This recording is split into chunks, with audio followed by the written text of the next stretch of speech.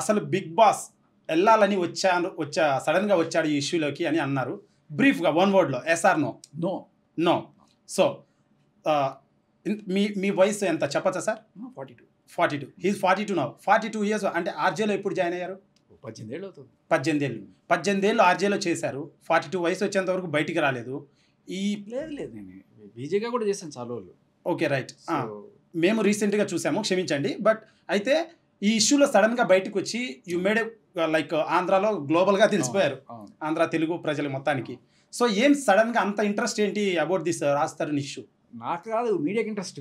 మీరు గమనిస్తే మీరు వాళ్ళు ఫోన్ చేసి పిలిచారా, మీకు మీరే వచ్చారా? ఫస్ట్ డే ఫస్ట్ ఇంటర్వ్యూ అసలు ఎప్పుడు కూడా నా మానాన్ని నేను ఏదో నా మైకు నా రేడియో నాకు. ఓకే.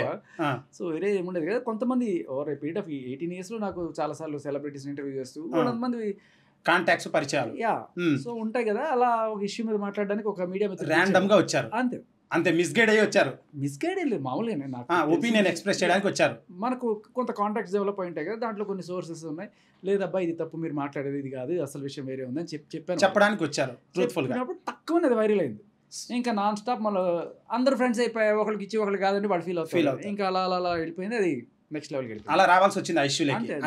అంతేగాని మేల్ని అదే పురుషుల్ని అబ్బాయిల్ని స్టాండ్అవుట్ చేయాలి, we have to get mobilize movement తేవాలి అనే సెన్స్లో ఏమన్నా వచ్చారా? నాకు ఆ బాధ ఎప్పుడు ఉండింది, సిన్స్ ఫ్రమ్ ఓకే ఎప్పుడు ఉండింది. కానీ మనం చెప్తే ఎవడు వింటాడు? ఏదో రేడియోలో అప్పుడప్పుడు ఇప్పుడు కొత్తగా బిఎన్ఎస్ చట్టం వచ్చిందండి, దీంట్లో ఈ సెక్షన్స్ కొంచెం అరాచకంగా ఉన్నాయి, మనం వీటి గురించి చేయాలి అంటాం తప్ప నా బతుకి అంత సీన్ లేదు. నేను అంత పెద్ద ఇన్ఫ్లుయెన్సర్ కూడా కాదనుకునేవాడు. బట్ ఒకసారి ఈ మీడియా వాళ్ళందరూ కూడా నన్ను లేపి ఒక చోట కూర్చోబెట్టిన తర్వాత ఇప్పుడు కూడా నిలబడకపోతే కష్టం కూడా కాదు, చేయకపోతే బతుకు అర్థం లేదనిపించింది. రైట్. ఏదో ఇన్నాళ్ళు బతికాము, జీతాలు తీసుకున్నాం, కార్లు కొనుక్కున్నాం, ఇల్లు కొనుక్కున్నాం, అంత బాగానే ఉంది. Gentlemen words. ఒక మంచి పొజిషన్లోకి వచ్చినప్పుడు ఒక మంచి పైన చేయరా జీవితంలో, అది ఒక్కటి చేసేసి మళ్ళీ నా పని నేను చేసుకున్నాను. రైట్. సో ఆ ఇష్యూ ఒకటి జరిగింది, దాని గురించి విశ్లేషణ అందరూ రావడం అడగడం వల్ల ఉన్నది ఏంది చెప్దాంలే జెన్యూన్ కానీ మీకు తెలిసిన ఇన్ఫర్మేషన్ చెప్తూ ఇట్లా ఫేమస్ అయ్యారు. ఇమీడియట్ గా బిగ్ బాస్ వచ్చింది.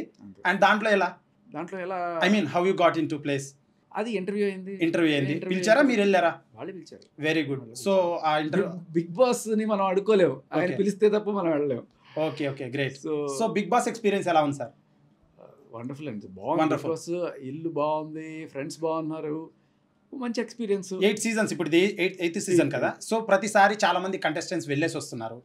షోలో నాగార్జున గారు అండ్ బిగ్ బాస్ టీమ్ ఏం చెప్తున్నారు అంటే వన్ వర్డ్ చెప్తున్నారు, ఇది మనిషి డెవలప్ అవ్వడానికి, తన యొక్క శక్తి సామర్థ్యాలు కనుక్కోవడానికి, స్ట్రగుల్ ఫర్ ఎగ్జిస్టెన్స్ అభివృద్ధి చేయడం కోసమే ఈ షో కండక్ట్ చేశాం. ఇందులో అందరూ చాలా టాస్కులు, భిన్నాభిప్రాయాలు ఎదుర్కొని జీవితంలో ఎలా నిలబడతారో వాళ్ళే ఈ షోకి అర్హులు.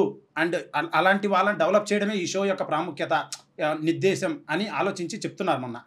సో అసలు బిగ్ బాస్ యొక్క ముఖ్య ఉద్దేశం ఏంటి, ఎందుకు ఆ షో చూడాలి, ఎందుకు నడుపుతున్నారు, ఒక మూడు పదాల్లో చెప్పండి మీరు. అది ఎవరి పర్సెప్షన్ వాళ్ళకు ఉంటుంది. వాళ్ళు చెప్పింది అది. బట్ మనిషి బాగా అభివృద్ధి చెందుతాడు దీంట్లో అయితే. అంటే అదే సార్, ఇప్పుడు బీర్ గెల్స్ ఉన్నాడు, ఆయన మామూలుగా వైల్డ్ లైఫ్లో ఉంటారు కదా, అడవిలోకి వెళ్ళి ఎలా బతకాలి అని. ప్రపంచం అనేది బిగ్ బాస్ లాంటిది, అందులో మీరు టాస్క్లు జయించాలి అనేది చెప్తున్నారు వాళ్ళు. కరెక్ట్. ఏంటి 3 wordsలో బిగ్ బాస్ అంటే ఏంటి, ఎందుకు చూడాలి, ఎందుకు నడపాలి? అన్ని రకాల కుళ్ళు కుతంత్రాలు, కాన్స్పిరసీలు ఇవన్నీ కూడా ఉన్నా కూడా, నేను నెగిటివ్గా ఉన్నా, నేను అక్కడ నీకు ఎక్కువ ఫుటేజ్ వస్తుంది, ఎక్కువ మైలేజ్ వస్తుంది అని అనుకున్నా కూడా ఫైనల్గా ఒక మంచివాడే అక్కడ విన్నర్ అవ్వడానికి ఎక్కువ స్కోప్ ఉంది. ఎందుకంటే సో ఇప్పుడు సోనియా విషయం తీసుకున్నా కూడా, ఆవిడ ఎంత లాజిక్ మాట్లాడి ఎంత అద్భుతంగా వాదించింది అనేది పక్కన పెట్టేసి జనాలు